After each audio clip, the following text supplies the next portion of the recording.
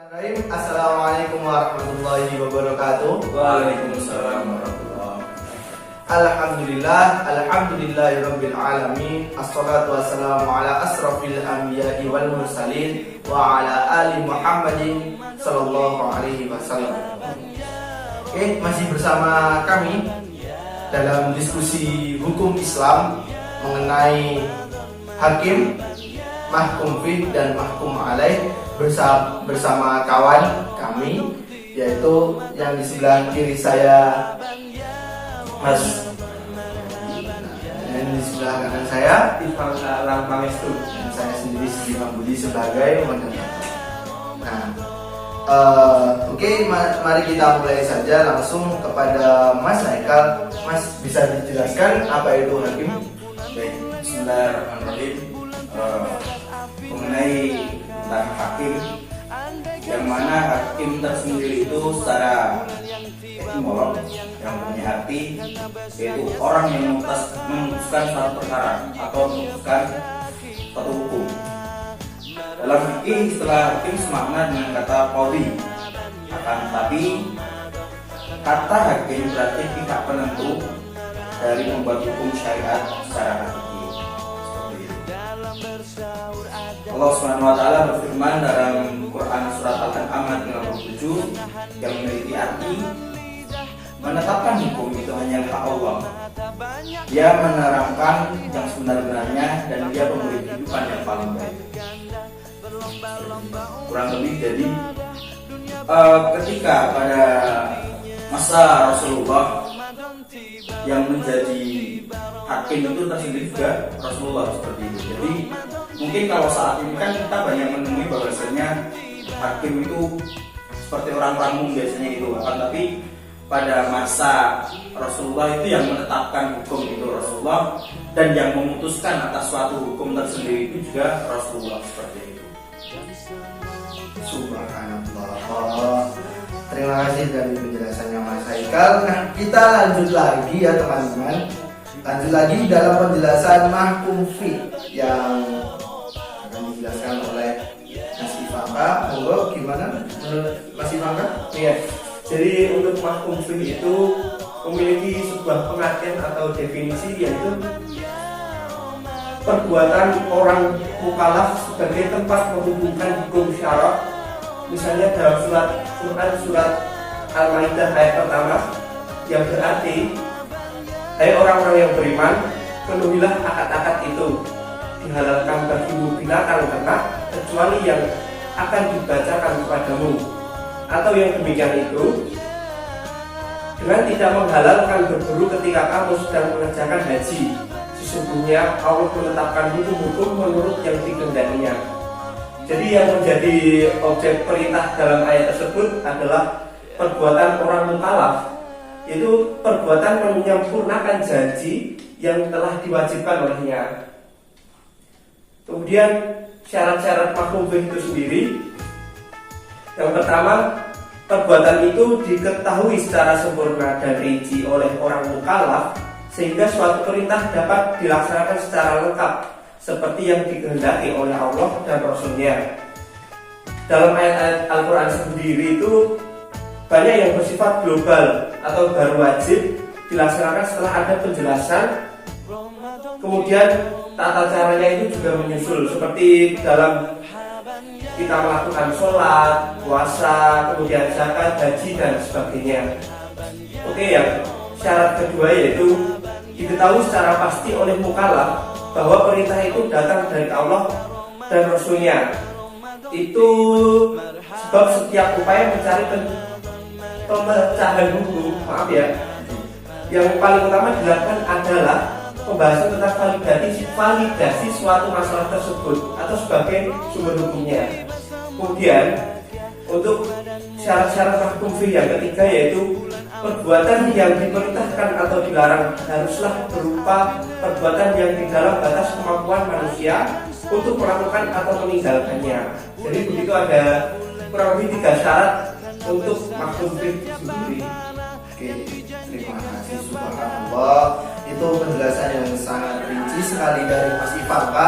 Nah, sekarang yang poin ketiga yaitu mahkum alaih yang akan dijelaskan oleh mereka berdua ini karena mereka berdua subhanallah ilmunya sangat alhamdulillah. Ya, secara definisi bisa dijelaskan oleh Mas Ibang kamu, Bang? Ya, untuk mahkum alaih sendiri secara definisi menurut etimologinya mukallaf berarti yang dibebani hukum, atau banyak ulama usul fikih yang mengatakan bahwa yang dimaksud dengan mahkum alaih adalah seorang yang perbuatannya dikenai kitab Allah Ta'ala yang disebut dengan mukallaf, sehingga istilah mahkum alaih disebut dengan subjek hukum. Untuk syarat-syaratnya bisa dijelaskan oleh Mas Haikal. Silakan Mas. Baik, jadi mahkum alaih atau subjek hukum tersendiri yang memiliki syarat untuk memenuhi bisa dikatakan sebagai subjek hukum atau sebagai mahkum alaih. Yang pertama yaitu syaratnya mampu memahami kitab syar'i dan dalil hukum baik secara mandiri atau dengan bantuan orang lain, minimal sebatas memungkinkan untuk mengamalkan isi dari ayat atau suatu hadis. Lalu syarat yang kedua yaitu mempunyai ahliat al-ada, yaitu kecakapan untuk bertindak secara hukum atau melakukan takdir. Dengan adanya kecakapan seperti itu, seseorang disebut mukallaf yang mana segala perbuatannya diperhitungkan oleh hukum Islam. Alhamdulillah. Itu adalah penjelasan dari dua kawan kita yang menjelaskan hakim, mahkum fi dan mahkum alaih. Jadi dapat disimpulkan hakim itu secara bahasa berarti orang yang memutuskan hukum. Berarti hakim itu orangnya orang yang memutuskan hukum. Terus di sini Allah juga berfirman dalam Quran surat Al-An'am ayat 57 yang artinya menetapkan hukum itu hanyalah hak Allah. Dia yang menerangkan yang sebenar-benarnya dan dia pemberi kehidupan yang paling baik. Terus saya sedikit menambahkan ada beberapa perbedaan tentang baik dan buruk menurut beberapa golongan. Yang pertama yaitu menurut golongan Mu'tazilah. Golongan Mu'tazilah berpendapat bahwa perbuatan dapat dibagi menjadi dua kategori. Yang pertama yaitu perbuatan yang sifatnya baik atau buruknya bersifat esensial atau hasan li dzatihi dan qablihi li dzatihi. Kekuatan akal yang sehat secara independen maupun mengetahuinya. Fungsi wahyu untuk memberitahukan suatu perbuatan adalah baik atau buruk dikemas dalam bentuk perintah dan larangan. Terus yang kedua menurut golongan Mu'tazilah yaitu perbuatan yang tidak dapat diketahui oleh akal terhadap nilai baik dan buruknya, seperti ibadah dan cara-caranya. Secara mutlak diperlukan wahyu untuk mengetahui baik dan buruknya. Terus yang kedua dari golongan Maturidiyah, menurut golongan Maturidiyah membagi suatu perbuatan itu kepada hasan li dzatihi dan qabil li dzatihi dan suatu yang diantaranya keduanya, dan ini tergantung pada perintah dan larangan Allah Subhanahu wa taala. Menurut mereka akal semata tidak dapat dijadikan landasan hukum. Setiap hukum haruslah bereferensi kepada wahyu. Jadi itu. Terus yang ketiga yaitu golongan Asy'ariyah. Golongan Asy'ariyah berpendapat tidak ada yang bersifat baik dan buruk menurut esensinya.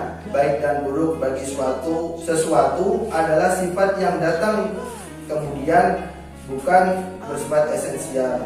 Yang membuat sesuatu baik atau buruk adalah perintah atau larangan Allah Subhanahu wa taala. Akal tidak dapat mempunyai kewenangan untuk menetapkannya.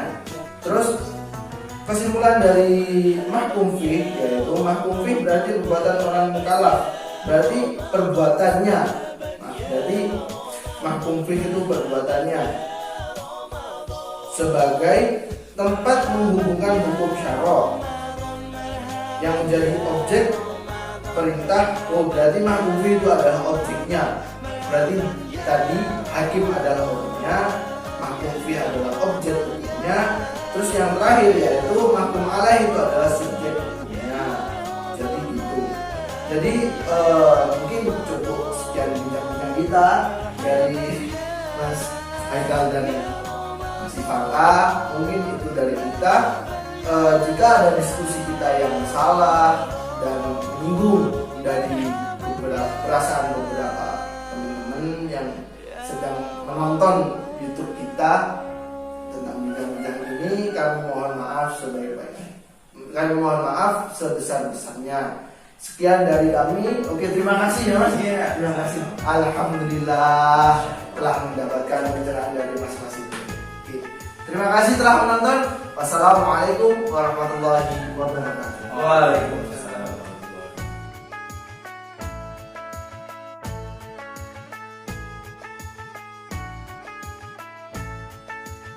Ramadan tiba, Ramadan tiba, Ramadan tiba.